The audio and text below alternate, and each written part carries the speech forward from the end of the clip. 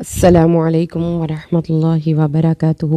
ان الحمد للہ والصلاة والسلام علی سید الانبیاء وعلی آلہ وصحبہ اجمعین ما بعد فاعوذ باللہ من الشیطان الرجیم بسم اللہ الرحمن الرحیم انشاءاللہ الرحمن۔ آج کے اس لیسن میں سورۃ آل عمران آیت 36 کا ترجمہ اور معنی کی ہم مختصر سی وضاحت پڑھتے ہیں اللہ کے حکم سے۔ اعوذ باللہ من الشیطان الرجیم بسم اللہ الرحمن الرحیم ولما پس جب وضعتها اس نے اس کو جنم دیا تو قالت وہ کہنے لگیں ربی اے میرے پروردگار انی بے شک میں نے وضعتها جنی ہے انسا ایک لڑکی واللہ اور اللہ اعلم زیادہ جانتا تھا بما وضعت جو اس نے جنا ولیس الذکر اور نہیں ہوتا مرد کل انسا ایک عورت کی مانند وانی اور بے شک میں نے سمیتها اس کا نام رکھا ہے مریم و انی اور بے شک میں اعیذها پناہ میں دیتی ہوں اس کو بکا تیری و ذریتہا اور اس کی اولاد کو من الشیطان الرجیم مردود شیطان سے۔ پس جب ان کے ہاں لڑکی ہوئی تو انہوں نے عرض کیا اے میرے رب میرے ہاں تو لڑکی ہوئی ہے اور اللہ تو خوب جانتا ہے کہ اس کے ہاں کیا ہوا، اور میرا یعنی ان کا مقصود لڑکا تھا اور اللہ لیکن لڑکا لڑکی کی طرح نہیں ہوتا، اور میں نے اس کا نام مریم رکھا اور اس کو اور اس کی اولاد کو شیطان مردود سے تیری پناہ میں دیتی ہوں۔ ما قبل سے ربط کے ساتھ بات سمجھنے کا ہم آغاز کرتے ہیں۔ ہم قرآن پاک کی ان آیات کے مقام پر حضرت مریم سلام اللہ علیہا کی پیدائش اور ان کی والدہ کی نظر کا ذکر پڑھ رہے تھے۔ ہم نے پچھلے لیسن میں یہ پڑھا کہ عمران کی بیوی حضرت حنہ جو کہ عمر رسیدہ ہو چکی تھیں اور ان کے ساتھ ساتھ بیوہ بھی ہو چکی تھیں، ان کے خامد کی وفات ہو چکی تھی،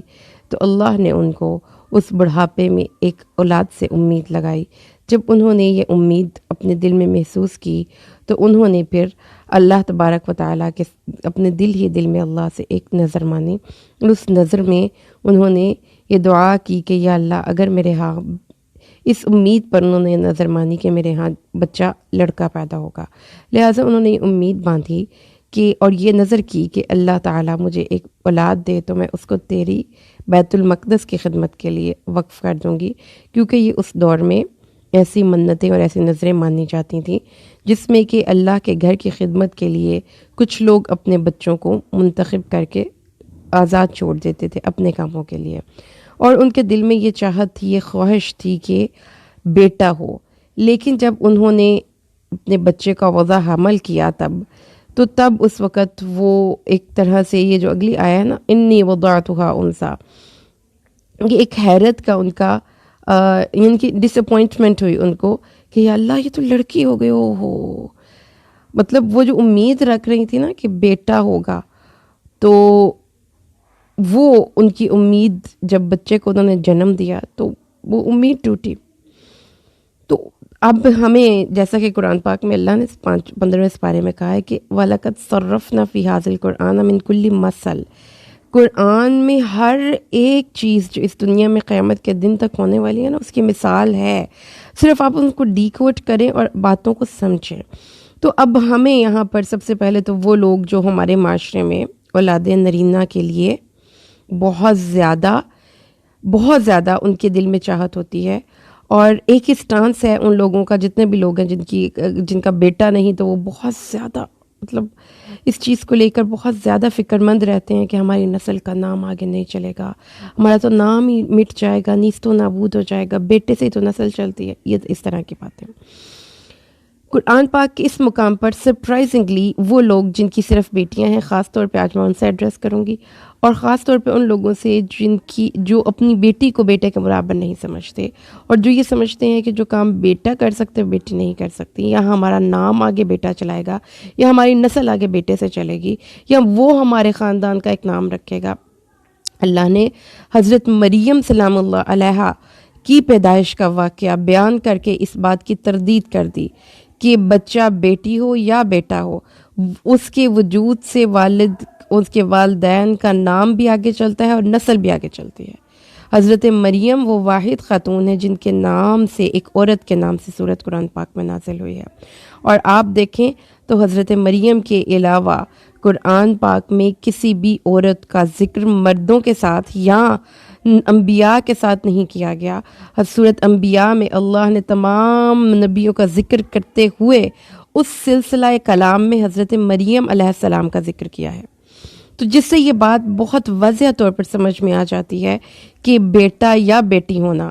کوئی اللہ کی نظر میں وقت نہیں رکھتا۔ اگر وہ بیٹی، اللہ نے آگے کیا فرمایا، وَلَيْسَ الذَّكَرُ كَالْأُنثىٰ، کوئی مرد اس بیٹی جیسا تھا ہی نہیں۔ اللہ کے سامنے جب اس عورت نے منت ماندی، خلوص نیت سے مانی، تو اللہ کو تو پتا تھا کہ اس بیٹی سے کیا کام لینا ہے اس نے، اور جو کام عورت کر سکتی ہے وہ مرد نہیں کر سکتا، کیونکہ آگے اللہ نے اس عورت کے بطن سے بغیر باپ کے بیٹے کو جنم دینا تھا، تو کیا وہ مرد یہ کام کر سکتا تھا؟ اس کام کے لیے تو کوئی مرد اہل تھا ہی نہیں۔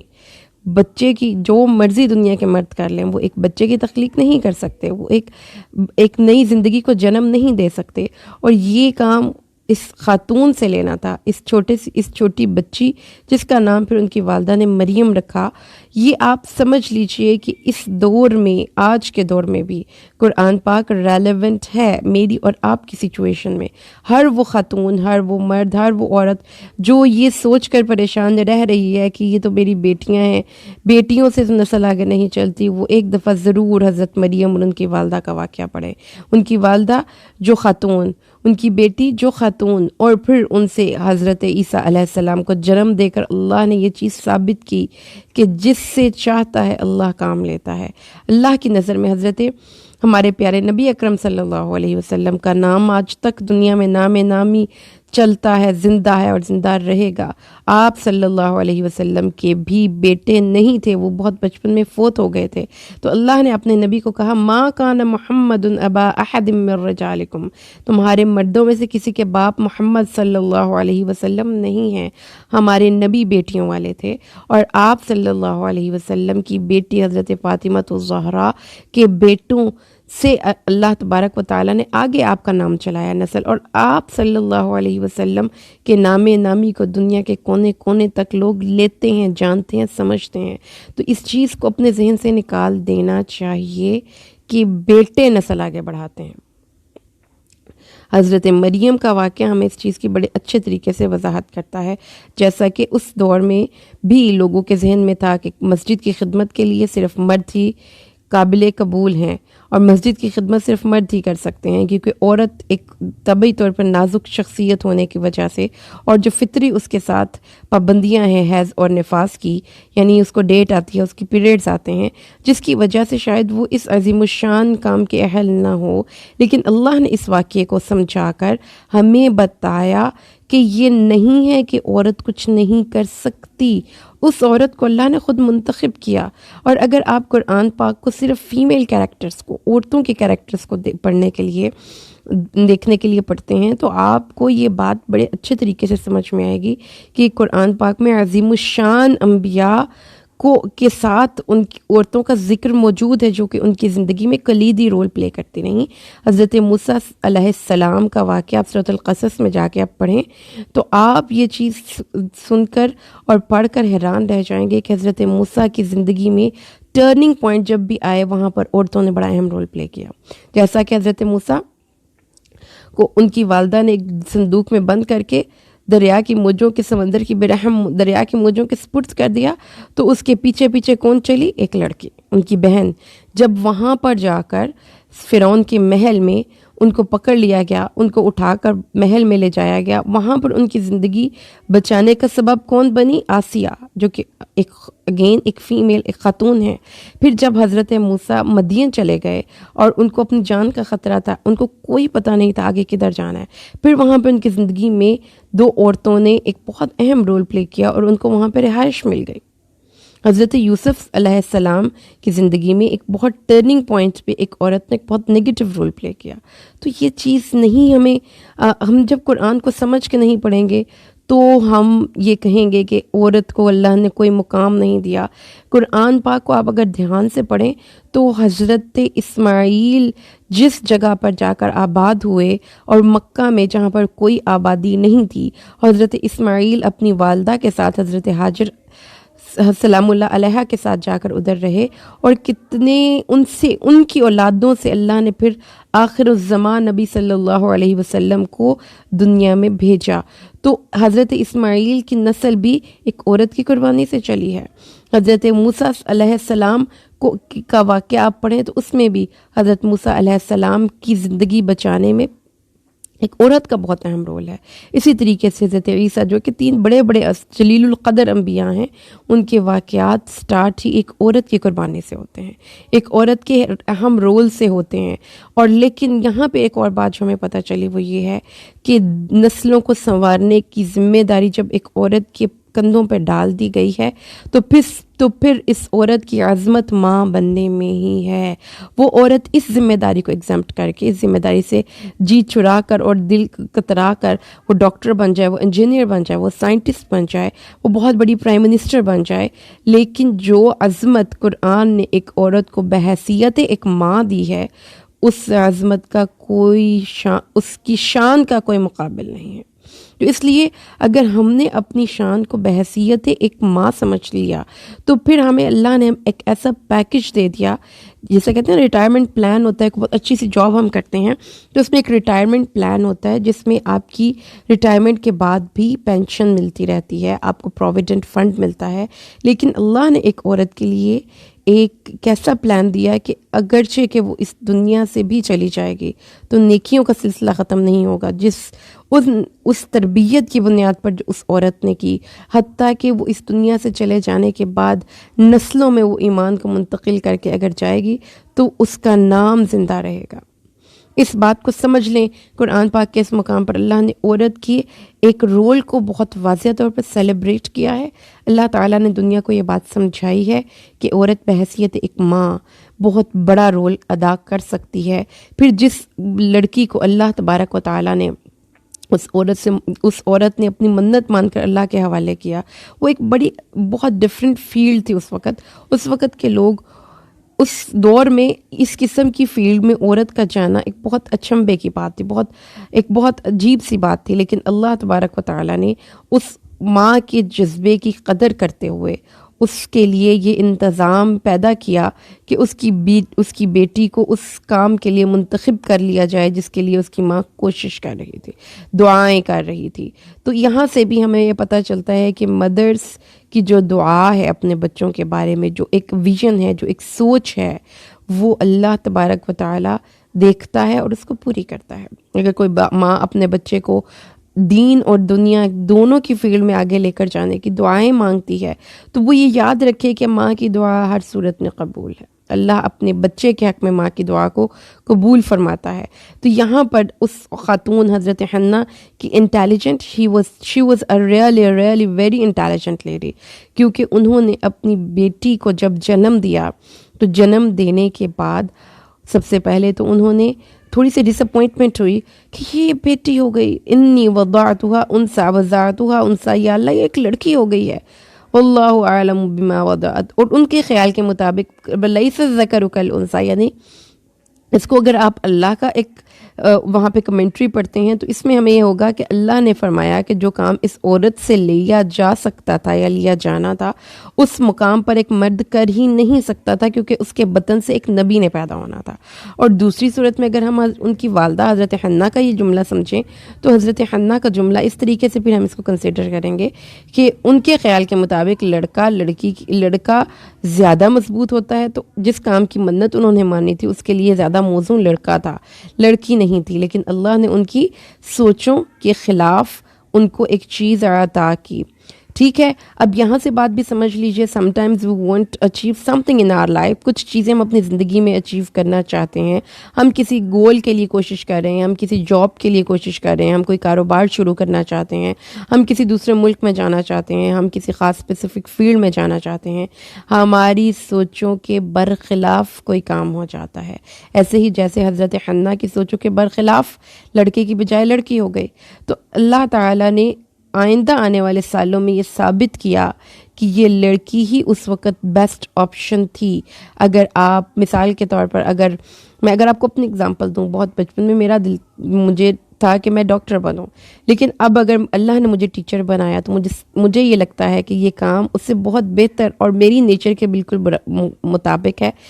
میں اس کو زیادہ انجوائے کرتی ہوں۔ تو اللہ کا فیصلے کہتے ہیں کہ جو چیز آپ وما تشاءون الا ان یشاء اللہ، جو تم چاہتے ہو وہ نہیں ہوتا، جو اللہ چاہتا ہے ہوتا دراصل وہی ہے۔ تو اس بات کو سمجھ لیجئے کہ دنیا میں دو پلان اس وقت کام کر رہے ہیں، ایک آپ کا اور ایک اللہ کا۔ آپ کا پلان اور اللہ کا پلان مل جائے تو جو آپ چاہتے ہیں وہ ہو جاتا ہے، یا اگر آپ کا پلان ایک اور طرف جا رہا ہے اور اللہ کا پلان ایک اور طرف جا رہا ہے تو آپ کا پلان غالب نہیں آئے گا، اللہ کا پلان غالب آئے گا۔ تو اس پلان کے بعد یاد رکھیے کہ یہ بات ہم نے پچھلے لیسنز میں سے ایک لیسن میں پڑھی تھی کہ اللہ بے شک حکیم ہے، علیم ہے، حکیم ہے، یعنی اس کو یہ پتہ ہے کہ یہ چیز اس وقت اس شخص کو دی جانی درست نہیں۔ وہ اپنے علم اور حکمت کی بنیاد پر ہمیں سم ٹائمز وہ چیز نہیں دیتا جس کی ہم چاہت کر رہے ہوتے ہیں۔ اگر ہم اس کی اگزامپل ایک بچے سے لیں، جیسا کہ ہم نے پڑھا کہ ایک ماں کے پیٹ کو رحم اور اللہ کی ذات کو رحمان کہا جاتا ہے، جب ہم اس کی اگزامپل ایک ماں کے پیٹ سے لیں تو سم ٹائمز بچہ رو کر اپنی ماں سے ایسی کسی چیز کی فرمائش کرتا ہے جو وہ سمجھتا ہے کہ اس کو ملنی ہی چاہیے، لیکن ماں نہیں دیتی کیونکہ ماں کے پاس اس سے بہتر پلان ہوتا ہے اور اس کو لگتا ہے کہ یہ چیز اس بچے کے لیے درست نہیں۔ لہٰذا یہ دونوں چیزیں ہمیں سمجھ لینی چاہیے۔ اللہ تعالیٰ نے حضرت حنہ بنت فاقوس کی چاہت کے مطابق ان کو بیٹا نہیں دیا، بلکہ ان کے مطابق ان کو بیٹی سے نوازا، اور اس بیٹی سے اللہ نے وہ کام لیا جو ایک بیٹے سے نہیں لیا جا سکتا۔ پھر اس کے بعد حضرت حنہ سلام اللہ علیہ، اللہ تعالیٰ پر ان کی کروڑوں رحمتیں نازل ہوں، انہوں نے اپنی بیٹی کا نام مریم رکھا، اور مریم کا جو نام ہے یہ اس کا ان کی لینگویج میں مطلب تھا پاک دامن اور نیک، تو انہوں نے اپنی بیٹی کا نام بھی چن کر بہت ہی اعلیٰ اور بہت ہی خوبصورت رکھا۔ تو اللہ تعالیٰ پھر اس کے بعد انہوں نے کیا کہا، یا اللہ میں اس کو اور اس کی اولاد کو شیطان سے تیری پناہ میں دیتی ہوں۔ کتنی چھوٹی سی بچی ہے، ابھی بالکل نیو بورن بیبی ہے، اور اس کے بارے میں ان کی والدہ کے کنسرنز دیکھیے، ان کو اس چیز کے بارے میں بہت زیادہ، اپنی بچی کے حوالے سے وہ بہت زیادہ فکر مند تھیں کہ یا اللہ پاک میری بچی کو شیطان نہ تنگ کرے، میں اس کی اللہ تیری پناہ میں دیتی ہوں۔ حضرت امام بخاری حضرت ابو ہریرہ رضی اللہ تعالیٰ عنہ روایت کرتے ہیں، امام بخاری روایت کرتے ہیں، رسول صلی اللہ علیہ وسلم نے فرمایا، بنو آدم میں جو شخص بھی پیدا ہوتا ہے اس کی پیدائش کے وقت شیطان اس کو چھوتا ہے تو شیطان کے چھونے سے وہ چیخ مار کر روتا ہے، ماں سوا حضرت مریم اور ان کے بیٹے کے۔ پھر حضرت ابو ہریرہ نے قرآن مجید کی یہ آیت پڑھی جس سے یہ پتہ چلتا ہے کہ حضرت مریم اور ان کے بیٹے کی، حضرت مریم کی والدہ کی یہ دعا اللہ نے سنی اپنی بیٹی کے بارے میں، اور اللہ نے ان کو شیطان اور اس کی حضرت مریم کو اور ان کی اولاد کو شیطان سے پناہ میں دی۔ اس سے آپ ایک مدر کا، ایک آئیڈیل مدر کا کریکٹر پڑھ رہے ہیں آج ہم، جس میں انہوں نے اپنی بچی کے لیے ایک ویژن رکھا۔ ہائیلی انٹیلیجنٹ وہ لیڈی تھیں، انہوں نے اپنی بیٹی کا پہلے دن ہی نام رکھا جس کا نام مریم تھا، اور اس نام کا بہت اچھا مطلب تھا، جسے ہمیں بھی پتہ چلتا ہے کہ اپنے بچوں کے وہ نام رکھیں جو کہ بہت ہی زیادہ اچھے میننگ والے ہوں۔ آپ یونیک نیمز کے پیچھے کوئی عجیب و غریب اپنے بچوں کے نام نہ رکھیں، جیسا کہ حدیث میں بھی آتا ہے کہ اچھا نام آپ صلی اللہ علیہ وسلم نے لوگوں کا رکھا، اور وہ لوگ جن کے ناموں کے مطلب غلط تھے آپ نے ان کے ناموں کے مطلب تبدیل کر کے ان کے اچھے نام رکھے، جیسا کہ ابو حب جشمی بیان کرتے ہیں کہ رسول صلی اللہ علیہ وسلم، ابو داود کی حدیث ہے، رسول صلی اللہ علیہ وسلم نے فرمایا انبیاء کے نام سے نام رکھو، یا اللہ کے سب سے نزدیک سب سے پسندیدہ نام عبداللہ اور عبد الرحمن ہے،